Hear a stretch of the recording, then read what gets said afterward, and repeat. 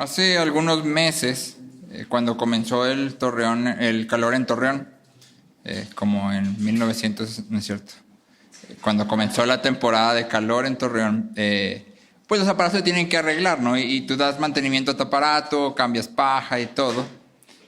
Pero cuando se acercaba esta fecha, Franci tuvo una idea maravillosa. Un día se levantó y me dijo: amor, ¿y qué te parece si en vez de pagarle a alguien que arregle el aire, lo arreglamos tú y yo? Y bueno, hay dos problemas. Número uno, yo soy malísimo para todo lo que sea deberes del hogar. Muy malo, o sea, de verdad muy malo. O sea, si alguna vez entras a nuestra casa, puedes revisar a tu casa. Y detrás de cada cuadro vas a encontrar un clavo bien puesto. Ese lo puso Zavala. Y luego muchos agujeros. Eso lo hice yo. ¿Sí? Soy muy malo para todo lo que se refiere a deberes de la casa. No tengo herramienta, pero no tengo habilidad. Eso es lo primero. Lo segundo, no me gusta arreglar el aire. Yo tengo una idea básica de lo que se debe de hacer, pero es una actividad que no disfruto. Pero entonces Franci me dijo: es que yo quiero aprender, yo quiero saber, quiero subirme, quiero ver, ¿qué te parece? Tú y yo lo hacemos.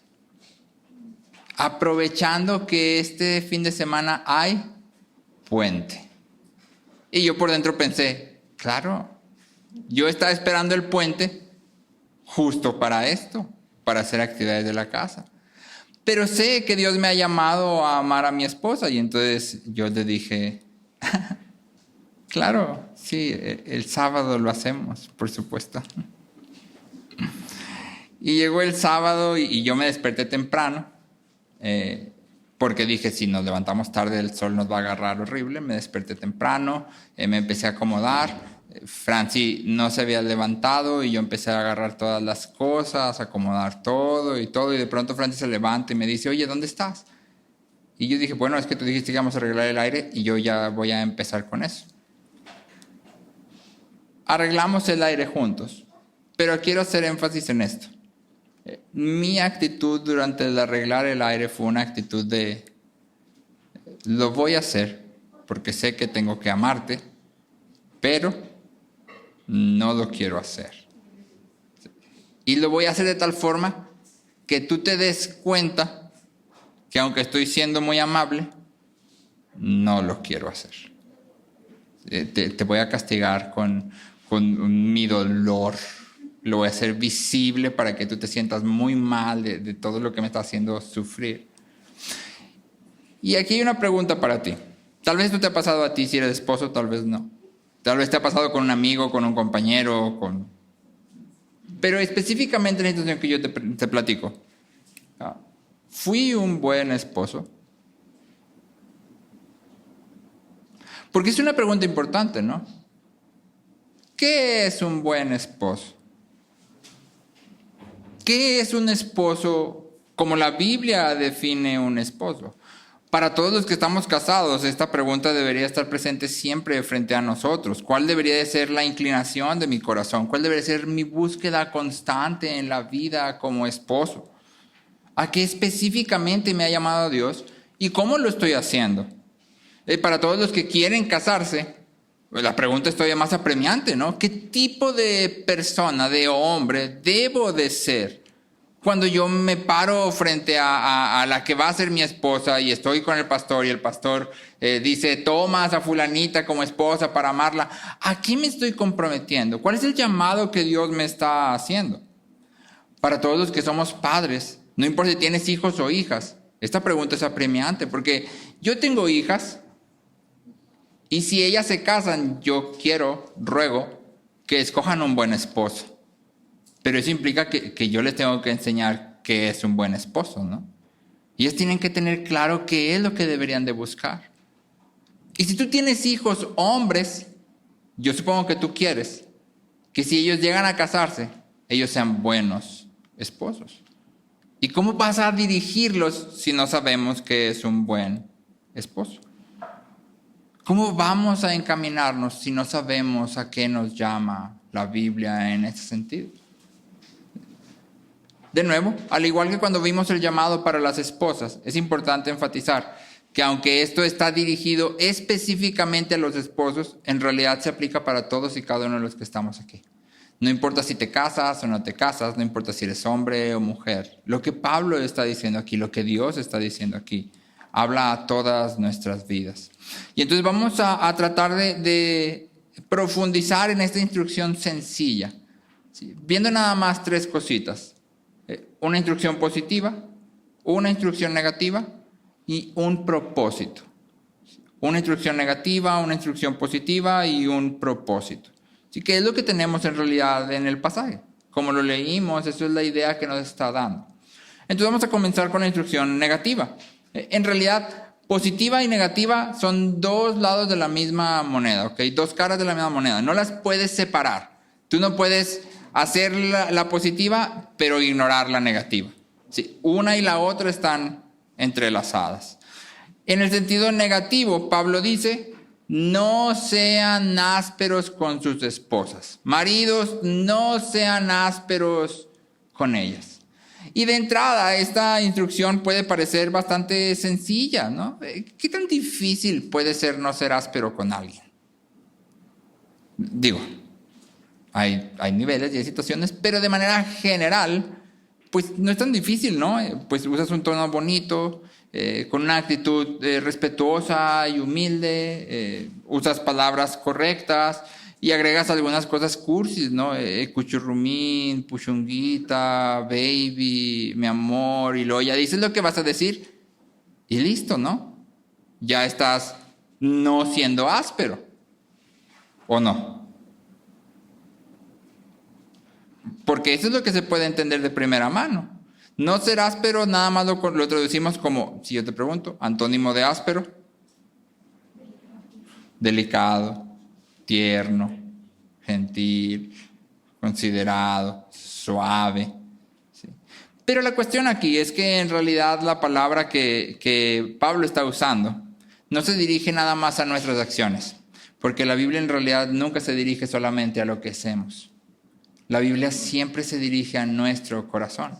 Y entonces la palabra que está aquí se traduce como ajenjo en otras partes de la Biblia. Se traduce como amargura, se traduce como amargo. Podemos decir aquí que Pablo está diciendo: esposos, no sean amargosos con sus esposas. O podríamos presentarlo como una pregunta: ¿a qué sabes?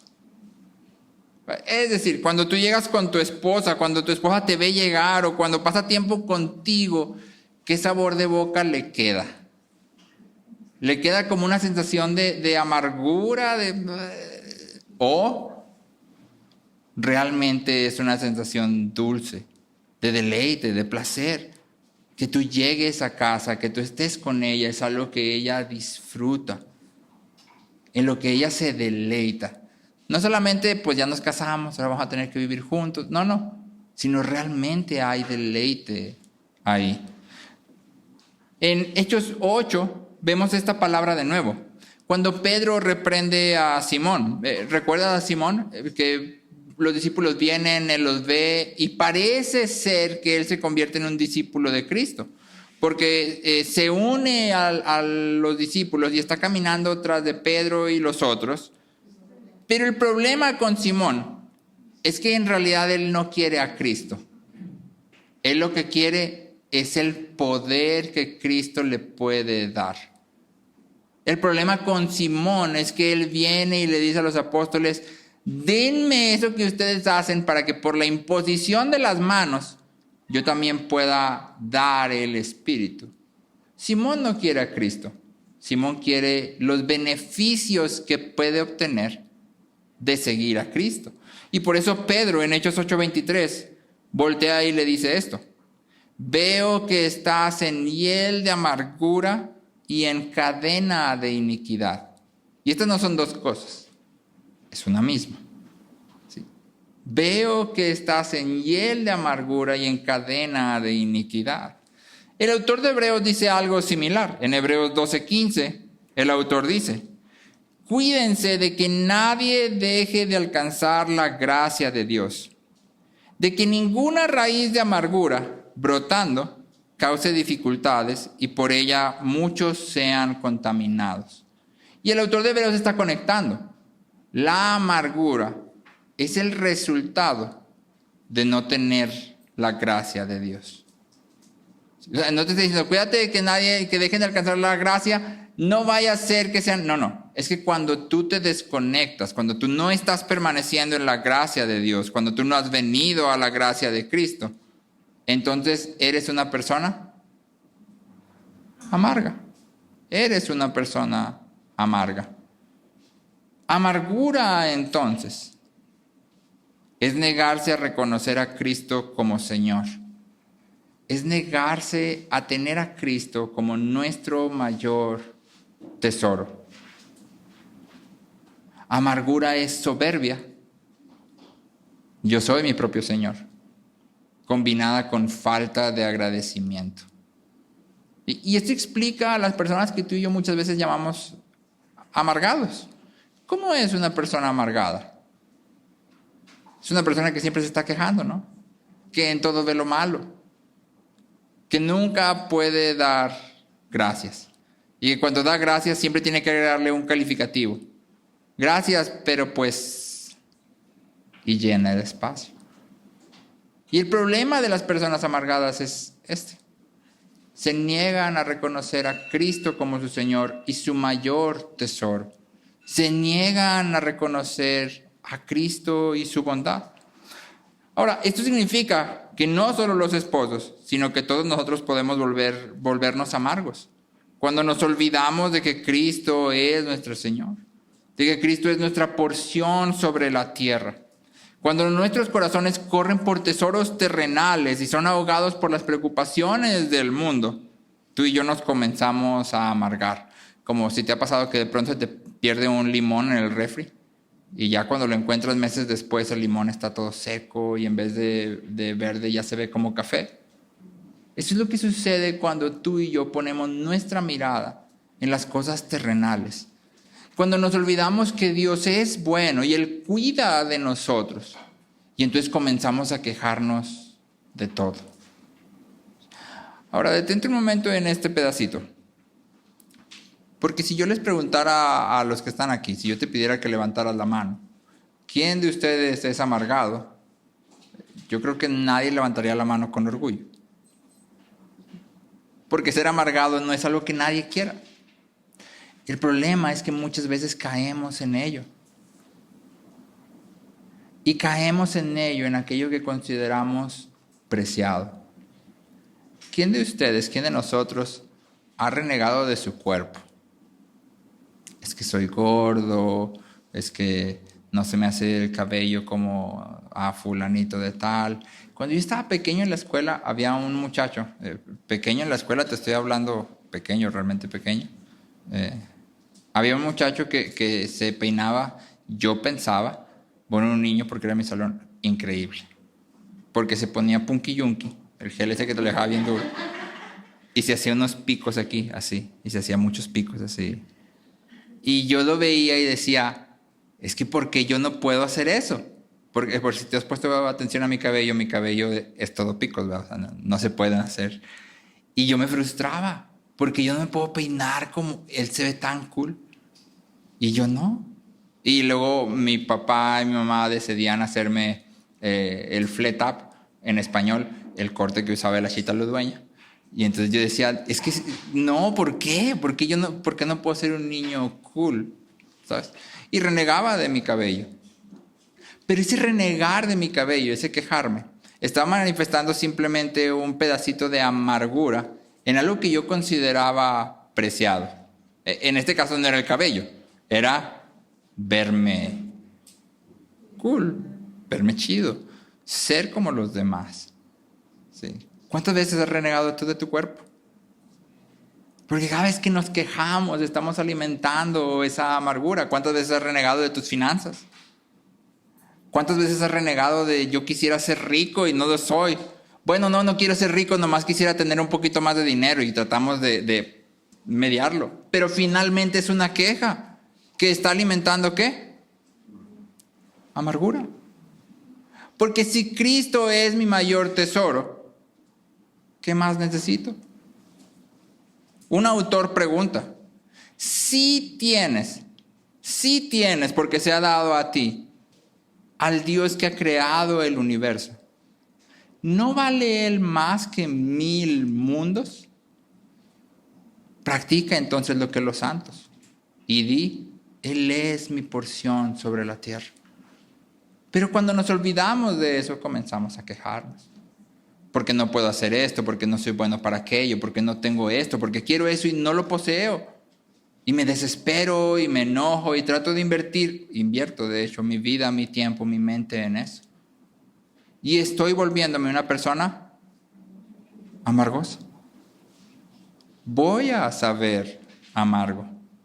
Todos corremos este peligro, pero específicamente para los esposos. Esto significa que un esposo áspero no es solamente el que usa palabras ofensivas o grita o trata sin consideración. Aunque se tiene que decir, un esposo no tiene ningún derecho de levantar una mano, de gritar, de amenazar, de manipular o de forzar a su esposa a hacer nada. En el momento que un esposo hace algo de esto, se está convirtiendo en un abusador. ¿Por qué? Porque está saliendo del límite de autoridad que Dios le ha dado. Aquí está el límite de autoridad. ¿Cuál es tu llamado? Amar. Esposos, amen, no sean amargos. Cuando tú sales de eso, estás robando autoridad. Estás intentando robar autoridad. Inmediatamente te estás convirtiendo en alguien abusivo. Sin embargo, no es nada más esto. Un esposo áspero es uno que vive sin agradecimiento. Uno que vive demandando. Uno que vive insatisfecho con lo que Dios le ha dado. Que critica y menosprecia el esfuerzo de todos los demás. Que cree que él puede hacer todo lo que los demás hacen bien e incluso mejor que ellos. Un esposo áspero también es uno que se niega a tomar el liderazgo que Dios le ha dado. Porque si Cristo es mi Señor y Él me ha llamado como esposo a liderar mi hogar, cuando yo rechazo ese liderazgo, estoy diciendo, yo no quiero a Cristo como Señor. Un esposo áspero entonces es uno que es egoísta y que deja a su esposa cargar con todos los problemas y los conflictos de la familia. El niño tiene situaciones, que lo arregle ella. Las finanzas de la casa están complicadas, que lo cargue ella. Mientras yo estoy aquí pasivo, centrado solo en mí mismo y en lo que yo quiero.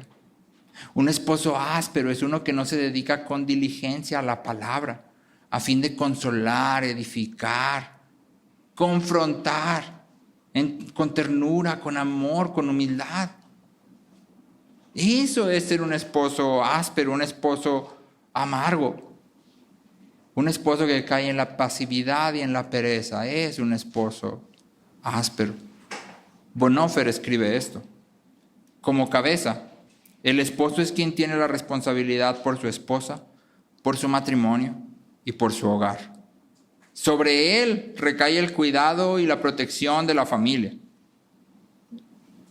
Nota aquí. ¿Cuántos de nosotros, esposos, papás, decimos, es que mi esposa es la que le enseña a mis hijos todo lo de la Biblia? Y ahí está la mamá haciendo todos los deberes de la casa, más todo lo de las escuelas, más todo. Más ella es la que les enseña versículos, que los pone a memorizar, que mientras tú y yo estamos ocupados, porque yo espero que estemos ocupados. Pero rechazamos algo que Dios nos ha dado a nosotros. Es nuestra responsabilidad guiar a la familia, no la responsabilidad de nuestra esposa. ¿Significa eso que tu esposa no debe hacer nada? No, claro. Estamos juntos en esto. Pero quien debe de ejercer activamente la dirección es el esposo. Bonhoeffer continúa. Él la representa ante el mundo exterior. Es su sostén y consuelo. ¿Eres tú el sostén y el consuelo de tu hogar y de tu familia? El esposo es quien exhorta, corrige, ayuda y consuela, y quien responde por ella delante de Dios. ¿A quién le va a pedir cuentas Dios sobre cómo tu familia fue nutrida y manejada? ¿A quién? A ti, esposo. A ti, esposo, te va a pedir cuentas. Y yo no creo que ninguno de nosotros podamos decir, Dios, es que yo tenía un trabajo de 8 a 6 y ya llegaba yo muy cansado y ya no me daba tiempo de atender esas cosas, ¿sabes? O sea, por eso ya no tuve oportunidad. Yo sí quería, pero ya... Y Dios va a decir, no, si estaba cansado tu trabajo. No, sí, bueno, te voy a exentar en esta. ¿Tú crees? No, ¿verdad? Porque aquello que Dios demanda, Dios da. Si Él nos llama a ser cabeza, es porque Él nos da lo que necesitamos para hacer lo que Él está pidiendo. Ahora, si quisiéramos reescribir esta instrucción negativa, pero en un sentido positivo, podríamos hacerlo así. Esposos, amen a sus mujeres, así como Cristo amó a la iglesia y se dio Él mismo por ella. Misma instrucción, pero ahora en sentido positivo. Y eso nos lleva a la otra parte, ¿no? Dijimos, son dos lados, son dos caras de la misma moneda. La instrucción positiva es esa. El esposo es llamado a amar. A amar. Y es cierto que la Biblia presenta al esposo como cabeza, como hemos estado hablando, y esto implica cierta autoridad, pero esta autoridad no es el derecho de dictar las reglas. Te leo a John Stott. John Stott dice, si ser cabeza significa poder en cualquier sentido, entonces es el poder para cuidar, no para aplastar. Es el poder para servir, no para dominar. Es el poder para facilitar la satisfacción de otro, no para frustrarla o destruirla. Eso es lo que ser cabeza significa. Y entonces cuando la esposa es llamada a someterse, es llamada a someterse al amor del esposo. No a las reglas, no a los caprichos, no a los gustos, sino al amor del esposo. Y este amor al que somos llamados como esposos encuentra su modelo en la vida y muerte de Cristo. En Efesios, que acabamos de citar, Efesios 5, te leo algunos de los versículos ahí. Dice, maridos, amen a sus mujeres, así como Cristo amó a la iglesia y se dio él mismo por ella, para santificarla, habiéndola purificado por el lavamiento del agua con la palabra. Así deben también los maridos amar a sus mujeres como a sus propios cuerpos. El que ama a su mujer, a sí mismo se ama. Porque nadie aborreció jamás su cuerpo, sino que lo sustenta y lo cuida, así como también Cristo a la iglesia.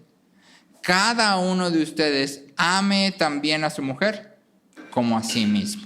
Y una nota aclaratoria, la Biblia nunca te dice que te ames a ti mismo. En realidad, el amor a uno mismo es una característica de los hombres malvados de los últimos tiempos. Así lo dice Pablo. En los últimos tiempos habrá hombres malvados amadores de sí mismos. La instrucción aquí no es ámate, es una presuposición. Tú ya te amas. ¿Sí? Tú ya te amas. Un pastor en otro lado pone este ejemplo. ¿Quién de ustedes alguna vez ha ido a un buffet y ha dicho, oye, yo no quiero nada de la barra, dame todo lo que tengas en el bote de basura ahí atrás? Todo lo echado a perder, échamelo aquí en el plato porque me lo voy a comer porque no me amo. ¿Quién ha dicho eso alguna vez? Nadie, ¿verdad? Es que ya nos amamos.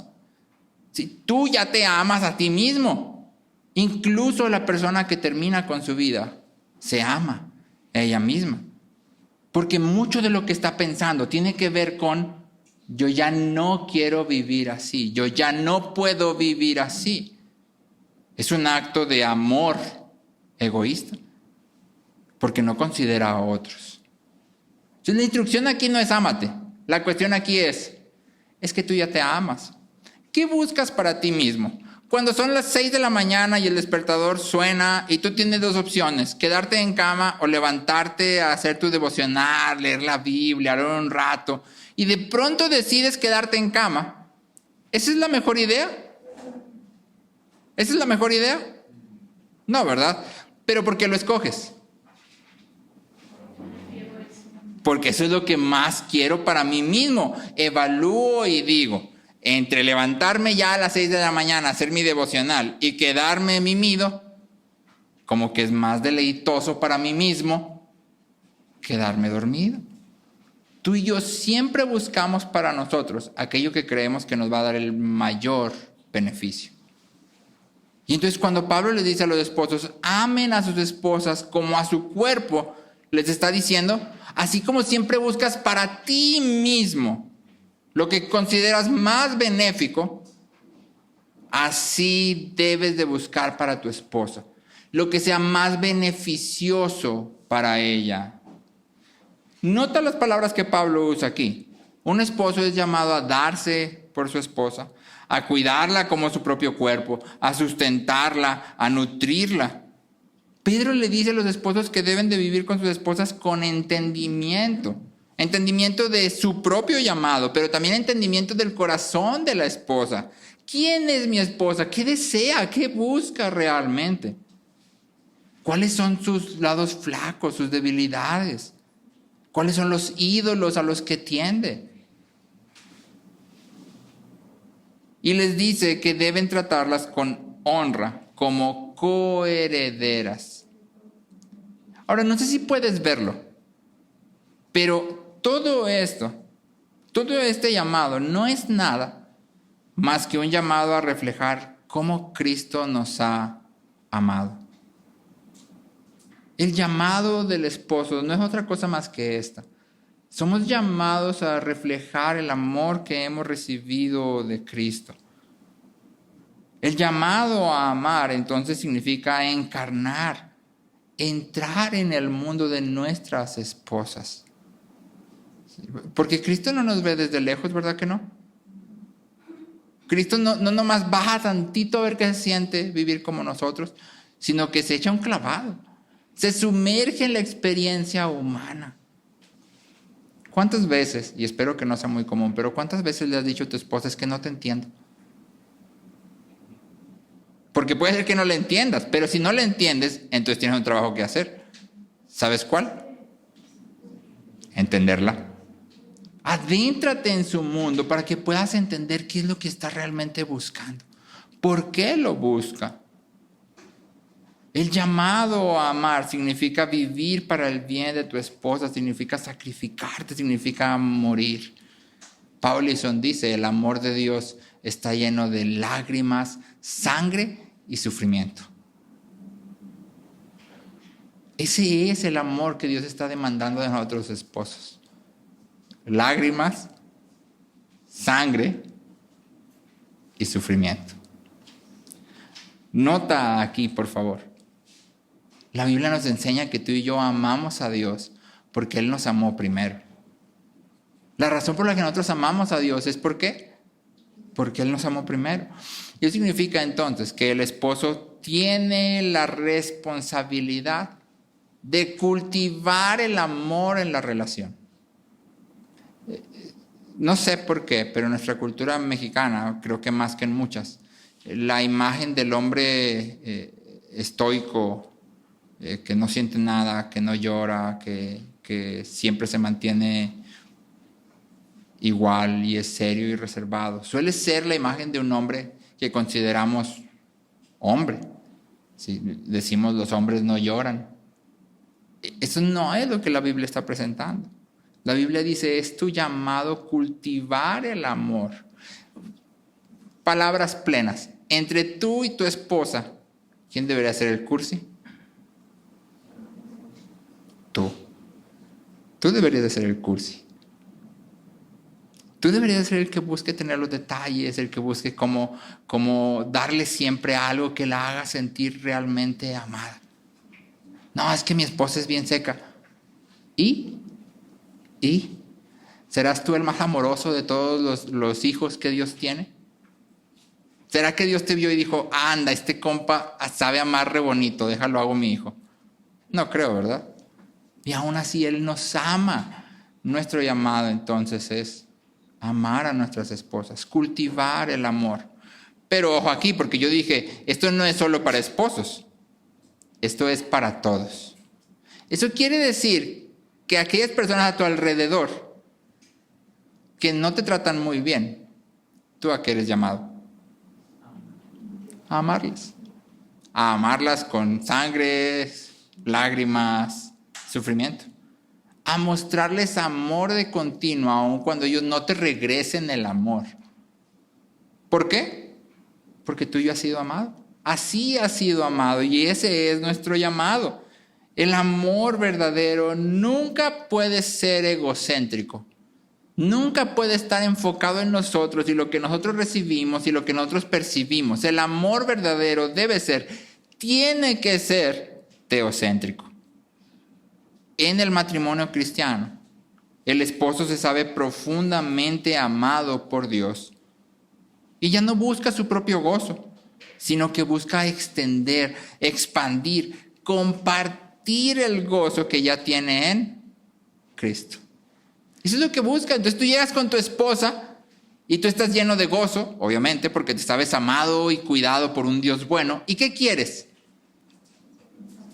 Compartir ese gozo, extenderlo, expandirlo, y llegas a la casa y tu esposa está enojada porque pasaron situaciones en la casa y no se ha podido hacer todo lo que tenía que hacer y los trastes están sucios y los niños están sucios y tu esposa no está de muy buen humor.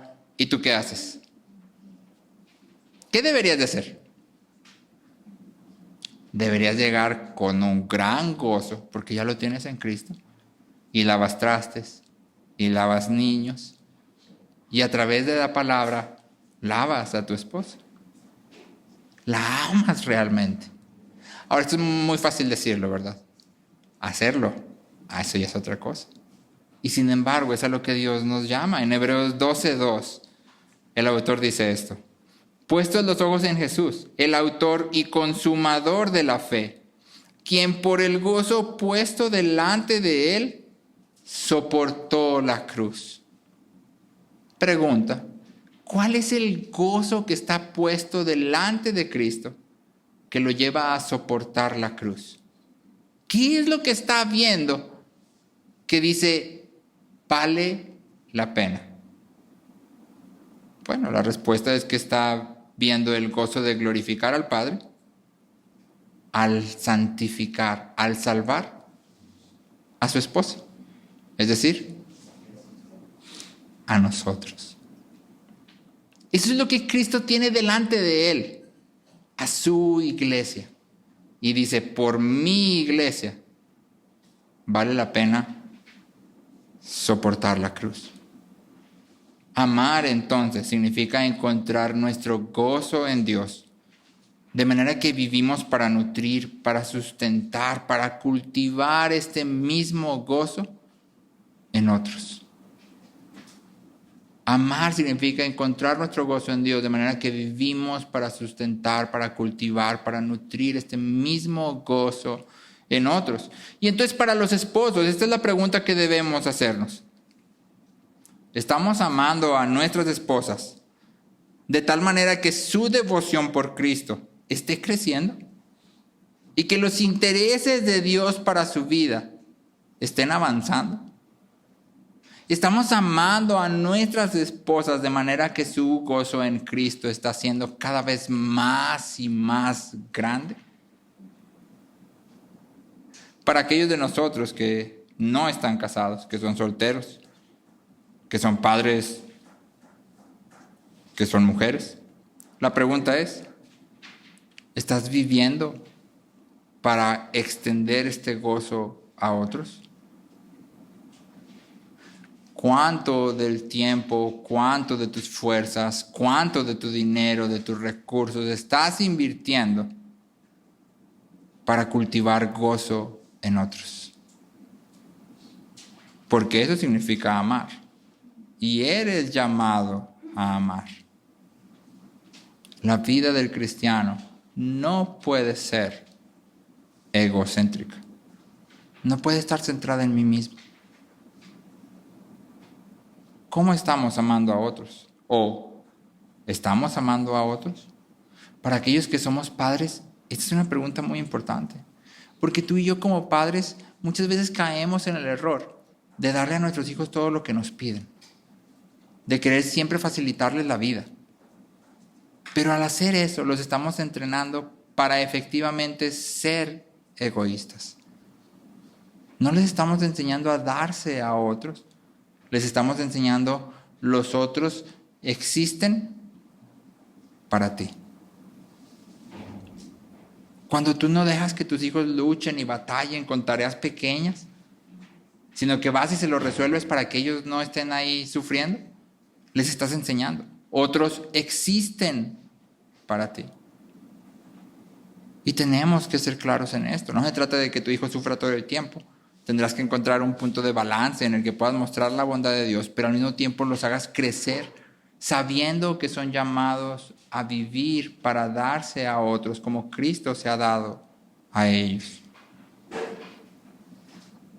Ahora, por último, dijimos que queríamos ver un propósito y en este punto quisiera alejar un poco la cámara, porque ya nos enfocamos en las esposas y vimos lo que significa sumisión. Y ahora nos enfocamos en los esposos y vemos que el llamado es amar y no ser amargos. Pero ahora quisiera que nos alejáramos un poquito y que viéramos al matrimonio junto. Porque estas instrucciones están dadas así por una razón. Están una después de la otra por una razón. El esposo es llamado a amar a su esposa como Cristo amó a la iglesia. Y la esposa es llamada a someterse a su esposo, imitando también a Cristo al confiar en el Padre. Tanto uno como otro es llamado a representar a Cristo. Tanto uno como otro es llamado a glorificar a Dios. Y este es el propósito del matrimonio. Hace tiempo platicando con unos muchachos en la iglesia, preguntábamos, ¿por qué deberías quererte casar? ¿Cuál es la motivación bíblica para decidir casarte? Y es una pregunta difícil porque no lo pensamos. Creemos que la motivación bíblica para casarnos, o creemos que la motivación para casarte es, estoy enamorado. Estoy enamorado y por eso me quiero casar. Pero en realidad la motivación bíblica para casarnos es la gloria de Dios. Lo mismo que en todas las demás áreas de nuestra vida. Cuando tú vas a tomar la decisión de casarte, si alguien viniera y te preguntara, ¿por qué te quieres casar?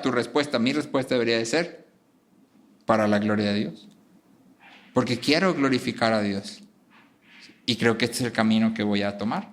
Es muy interesante. No sé si tú has leído acerca de Calvino y de Lutero. Ambos hombres se casaron. Ninguno de los dos quería casarse. ¿Sabes por qué se casan? Porque ellos quieren servir bien a la iglesia. Esa es su única motivación para casarse.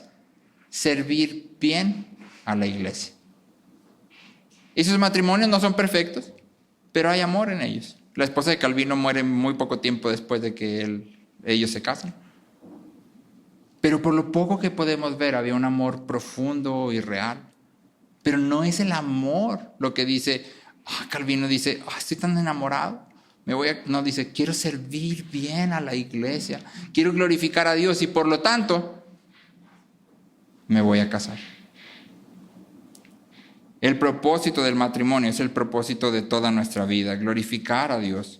Si tú y yo nos casamos simplemente para satisfacer nuestras necesidades y nuestros anhelos, simplemente porque queremos una persona que nos ame y a la cual amar, entonces reducimos el matrimonio a nada más que una forma respetable de egoísmo. No es nada más que una forma que la sociedad acepta de egoísmo. Pero si vemos nuestro matrimonio no como una forma de sentirnos plenos, sino como una forma de proclamar el amor de Cristo por la iglesia, y buscamos en medio de la gloria de Dios, entonces vamos a tener un buen matrimonio. No un matrimonio fácil, no un matrimonio de puro jijiji, jajaja, toda esa alegría, pero un buen matrimonio, un matrimonio lleno de sacrificio, lleno de lágrimas, lleno de muerte, muchas muertes chiquitas todos los días, pero un buen matrimonio, un matrimonio que se trata de deleitarse en el gozo del otro, de hacer todo en el nombre de Cristo dando gracias al Padre. Christopher Ash dice esto: sorprendentemente, la clave para un buen matrimonio es no perseguir un buen matrimonio, sino perseguir la gloria de Dios. Detente entonces aquí un momento. Evalúa tu matrimonio. Yo comencé preguntándote, te conté una historia de mí arreglando el aire, pero haciéndole saber a Franci que lo estaba haciendo sin querer hacerlo, haciéndola sufrir de lo miserable que yo era arreglando el aire. Y mientras yo estaba ahí, pseudo arreglando el aire, abajo del sol, sudando y sufriendo grandemente como tú no puedes comprender, renegando y quejándome en mi corazón, Cristo estaba camino a la cruz, soportando todo por su esposa. ¿Fui un buen esposo? Lo cierto es que no, porque aunque lo hice, mi corazón no estaba hacia donde debería de estar. Ahora detente y evalúate a ti mismo. Y sé sincero. Esposa, ¿estás viviendo en sumisión como conviene en el Señor? ¿Estás confiando en Cristo? Diciendo, esto es lo que Él me ha dado para hacer. Esto es lo que Él me ha dado para vivir. Y yo quiero vivir en ello. Si estás casada con un hombre que te está tratando como debe de hacerlo, ¿estás viviendo en esa sumisión? Si tu llamado es distinto, porque tal vez tu llamado es quedar de soltera, ¿estás viviendo en sumisión a Cristo? Diciendo, Señor, esto no es lo que yo quería, pero es lo que tú me has dado y por tanto lo voy a tomar con agradecimiento y con gozo. ¿Cómo estás viviendo? Esposo, ¿estás amando a tu esposa? ¿Eres dulce para con ella o eres amargo? Lutero dice, trata a tu esposa de tal forma que te extrañe en cuanto te vayas y se deleite en cuanto vengas de regreso. ¿Y si esto es lo que estamos cultivando para con nuestras esposas? Si somos sinceros, nos quedamos cortos. Para aquellos en medio de nosotros que no están casados, la pregunta aún así permanece. ¿Estás sometiéndote a lo que Dios te ha dado para vivir? Sea lo que sea que Él te ha asignado, ¿estás viviendo eso con gozo, con agradecimiento, haciendo todo en su nombre? ¿Estás amando a otros como has sido amado? ¿O te estás haciendo amargo, llenándote de queja, renegando de las cosas que Dios te ha dado? La buena noticia del Evangelio es este. Cristo no solo es nuestro ejemplo. Él es el esposo perfecto que verdaderamente satisface todas nuestras necesidades, que verdaderamente se ha encarnado y ha vivido y ha muerto por ti y por mí. Pero Cristo también es el ayudador que todos necesitamos, aquel que nos sustenta, que nos alienta, que nos consuela, que nos confronta, aquel que nos hace caminar confiados. Para hombres y para mujeres, para solteros, para casados, para viudos. Cristo es lo que necesitamos. Cristo es nuestro Señor, Cristo es nuestro tesoro, Cristo es nuestro descanso. En Él tenemos todo lo que necesitamos. Y ojo, no todo lo que quieres, pero sí todo lo que necesitas. Sí todo lo que necesitas. Si tú no estás en Cristo, si no has venido a Cristo, vas a estar buscando por todas partes algo que no vas a encontrar en ningún lugar. El problema es que muchas veces tú y yo, estando en Cristo, seguimos buscando por todas partes. Vuelve a Cristo. Él es todo lo que necesitamos. Por eso decidimos resumir Colosenses, ¿recuerdas? Cristo más nada igual a todo. Cristo más nada igual a todo. No necesitas nada más. Ora conmigo. Señor, gracias porque tú eres bueno, Dios. Gracias porque a través de Cristo, Señor, tú nos has dado todo lo que necesitamos, Señor. Has manifestado tu amor, Señor, tu bondad, tu misericordia, tu perdón. Has venido y nos has salvado. Has vivido la vida que nosotros no podemos vivir y has pagado por cada uno de nuestros pecados. Nos has amado aun cuando no lo merecemos y nunca podemos merecerlo, Señor. Perdónanos como esposos cuando no hemos amado a nuestras esposas como tú nos has enseñado, cuando hemos sido ásperos con ellas. Perdónanos porque nuestro corazón se encorva en nosotros mismos y nos olvidamos de tu bondad. Perdona a las esposas también cuando han olvidado de poner su mirada en ti, Señor. Y han querido tomar las cosas en sus propias manos y hacer lo que consideran mejor, olvidándose del llamado que tú has dado. Ayúdanos, Señor, también a cada uno de nosotros de manera individual, a amar a otros, a vivir para extender el gozo que tú nos has dado, Señor. A recibir todo lo que tu mano ha decidido poner en nuestras vidas como un llamado para glorificarte, Señor. Transforma nuestros corazones, Padre, te lo pedimos en el nombre de Jesús. Amén.